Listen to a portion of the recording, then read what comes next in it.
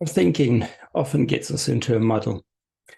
The world happens around us and we respond negatively to whatever's happening, and we feel overwhelmed, fear, we find all kinds of feelings.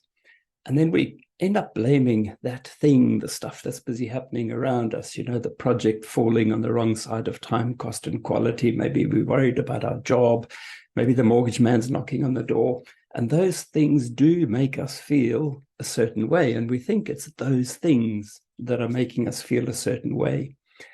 And it's really a red herring, because in reality, what happens is every single thought that we have turns up flat without any emotion on them.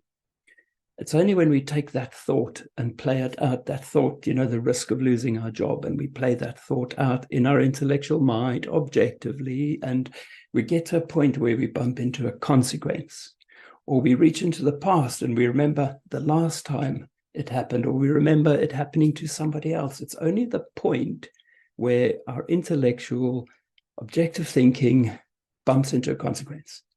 The moment it bumps into a consequence, it's a danger label. And your subconscious mind, your limbic system, your survival mind, your emotional mind, it's always listening to your conscious thinking. And when it finds a danger label, it says, you know what, this sounds dangerous. Let's give you some adrenaline. Let's give you some cortisol. Let's support you with this danger event, real or imagined, doesn't matter. Your subconscious mind's always listening, and every time it picks up on a consequence, on a danger label, it lends adrenaline, lends cortisol, and that's the moment that that feeling changes. It's not the thought of getting fired that makes you feel upset, because it turns up without feeling. It's only once you bump into a consequence, past or future, that your survival mind, your subconscious mind, comes in and it's actually lending support. It's saying you need adrenaline, you need cortisol. And that's really the important thing to realize, is that it's not the world happening to us that makes us feel that way. Because if that's what we think, we end up blaming everything around us in the world happening to us, and then nothing's our fault. That's the red herring. When we realize that it's not the stuff around us in the world that's happening, but how we're responding to those things that turns the stress tap on, that gives us our agency back. That allows us to take control, because we realize that we're doing this to ourselves. And that's the point where we can start to see the same world differently, where we can start to respond differently to the same stuff, because your intellectual, pragmatic, conscious mind can play things through, no emotion yet.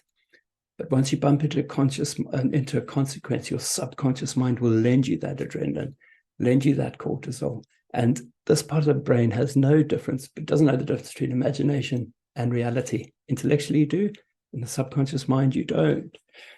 So if you bump into a consequence, and if you do find yourself triggered and stressed and angry and emotional, fearful, you can imagine a different outcome, imagine a different ending, imagine a different beginning, tone the drama down a little bit, because your imagination turns stress taps on and stress taps off. So find a little distinction there, being aware that it's not the world that's happening to you that causes you to feel the way you do. It's how you're responding to the world that's happening to you. So I'm Jake from Stressed Executive, helping people get a grip on how they respond to the world. And I help people to address the stress, to unwind the mind.